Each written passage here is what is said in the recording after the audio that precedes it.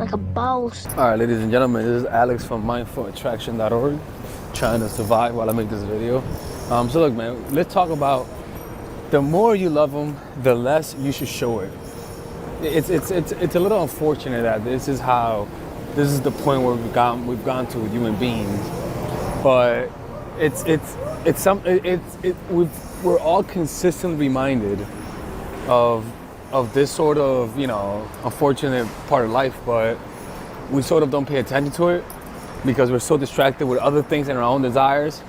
But just pay attention to this, man. Haven't you noticed that the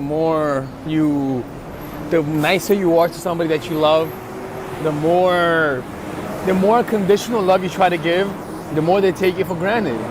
And I don't know what it is about us, but for some reason we see this in our lives, and we just hope that the next one, we just hope that the next time this happens, it works.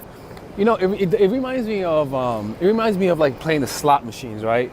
How when you play the slot machines, you keep losing, but the only reason why you keep playing is because you're remembering that one time you won, right? And so the only reason why a lot of people just keep giving unconditional love is not because it works, but because it's more of an addiction, and in reality you're just rationalizing doing it again because you can't control yourself. This is a compulsion, a pure compulsion, and that's why it's easier to give advice than to take it, because what most people are operating under is not something logical, because they know that by showing a lot of interest logically, it gets a person to like them, but more out of an emotional place, a selfish place, where you want what you want, and you're not aware how you could potentially be turning off that person. It's almost like going to somebody and because you think you have the best mixtape, you get in their face and you say, "Hey bro, check out this mixtape, it's the best." But you don't know from this person's perspective that you're just invading and being pushy. And that's how a lot of you, that's what happens when you try to get love by giving love. That it comes across like you're doing it for a reason, and people just don't react to it positively. They actually get turned off by it, So as a result of it, if you actually analyze your goddamn life, analyze the relationship with your kids and your work and your job, the more somebody shows how dependent they are on you, the more they take you for granted. For example, let's say you're at a job. Think about sports, the superstars. The most arrogant players are the ones that know that they can't be replaced.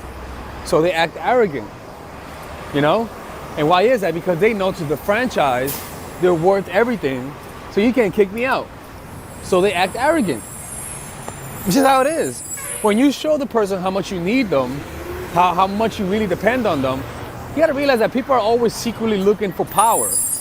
And anytime somebody serves you, they don't serve you by choice. They serve you because they have to. But people are constantly looking for power. And as soon as you give them that power by validating them without them working for it, validating them consistently, they're gonna grow arrogant. It's almost like having a child and you give them everything. The child is gonna grow arrogant and disrespect you. So that's why it's not that you neglect the child, but that from time to time you show a little coldness. From time to time you show that somebody's looking. What are you looking at, people? Stop looking. See how they're looking? From time to time you show that coldness, and from time to time you whip him from time to time, right? You give him the fear of God. And what's gonna happen is that the next time that kid tries to fuck up, he's gonna remember that feat of coldness that you gave him in the past, and he's gonna behave. He's gonna know, shit, I'll get fucked up if I fuck up again, right? But we're not asking you to beat people up. What we're saying is that, unfortunately, the more you love the person, the more you have to control that compulsion to show love. Because it's almost like when you drink water when you're thirsty. When you drink water when you're thirsty, you don't notice you drank the whole bottle until you drank the whole bottle. But when you're not thirsty and you're being forced to drink water, you don't drink that much. In fact, it feels so forceful. It's the same way, is that when you're super in love with somebody, you don't notice how much you're demanding from them. You don't notice how much interest you're showing. You really don't. You lose a certain level you lose a certain level of self-awareness when you love somebody. You really do. You lose yourself because you're trying to, you finally, you see an image of the person who you always wanted to be because this person loves you. And so you sort of, you sort of like, your desire narrows the scope of your vision. And so you're so happy to get this thing, which is this relationship, that you sort of are not aware of how you're coming across. So that's why I'm telling you people, it's better to be known as somebody cold in the beginning than warm up, than hot in the beginning and always hot. Like, because then when you warm up, it feels earned, So it's like, you gotta remind people that they gotta work for you, man. That you have to constantly be reminding people that you can't be taken for granted. And the way you remind them is by not validating how much you love them. Even though you really want to tell them how much you really love them, you keep it to yourself. It's better for him to wonder whether or not you actually love him than for him not to wonder that, because again, people just think that if the person feels like you don't love them, if you don't constantly show the person how much you love them, people think that they're gonna lose interest. That's just your own insecurities, man. That's you. That's just you. If you really pay attention, whenever you like someone, that's what you think. So in reality, it's just your own insecurities. Just think about that. It's just that you think that he doesn't like you. That's what's going on. You think he doesn't like you. Because if you know he liked you, when you like someone, you can withstand the thought of them not liking you. In fact, when you like someone, the thought of them not liking you is torturous. And actually makes you like them more. Oh shit, that's not a good idea. Does that make sense, people? It's unfortunate, but that's how it is, man. The more you love someone in your life, the more you keep that shit to yourself, and it's not to be mean, but it's for their own good. It's for their own good, because once you give them that validation, it activates something inside of them, man. People will just begin to take you for granted, and it's not even their fault. You caused it. A lot of times we cause people to take us for granted, all right? So yeah, man, that's how it is, man. That's how the cookie crumbles. All right, yo, if you guys enjoyed this video, comment down below. See you guys later, and peace out.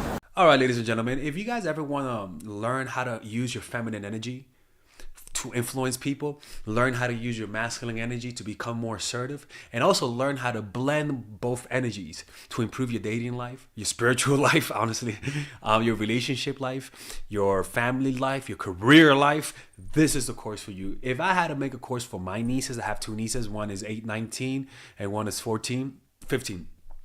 16. Holy shit. Oh my God, he's a bad fucking uncle. He's a bad uncle. Get him. Shut up, Melissa. You should get this course, right? And this is the course that I will make for them. So, for example, watch the curriculum, right? In the first week, we're going to be showing you how to establish a strong masculine foundation without letting it hurt your feminine energy.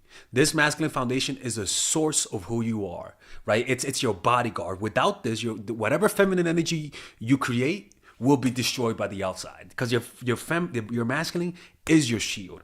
So we'll talk about goal setting. We'll talk about how to develop a serious attitude. We're gonna be talking about how to use more logic, how to use more goal-oriented behavior. It's more how to be a man, Now the next one is how to embrace the feminine energy, right? This one will teach you about how to minimize excessive masculine traits, developing self-awareness, healing abundant feminine energy, regulating your emotion, mastering voice qualities and facial expressions, surrendering control, and allowing pain to be felt. This is honestly, this will supercharge, like Kaioken, your masculine energy. After that, we have femininity in the workplace, and how to be feminine in the workplace without letting people take advantage of you, and the nuances of how women on power should behave versus women who are subordinates in the workplace, and even the dress code. This is based on psychology, people. It's kind of insane. I'm actually excited about this one. The next week, we talk about navigating the labyrinth of male and female friendship, and this a lot of women find confusing, so we talk about that. and how to identify envious friends, how to identify the good friends, how to keep male friends, and how to keep female friends. Week 5, we talk about how to release the burden of the past and stop and destroy mental projections. This is actually really powerful. And then week 6, we talk about how to increase your observational power so that you could read people better. And we have a bunch of bonuses. The course starts at $99, and you guys can pre-order the course today at $69 before it goes out. If you're watching this, most likely I'm in the meditation retreat, so I will be praying for all of you guys. And just click on the description down below of the video. Right there, you'll see it, and you could pre-order that course. It's gonna be out by the end of next month or the beginning of February of March. One of the two people, because I have a 10-day retreat to do, and I want to finish the course after the retreat, because I think the ideas are gonna be so much better. All right, man. I'll see you guys later. Pre-order, man. Oh, I'm closing the channel.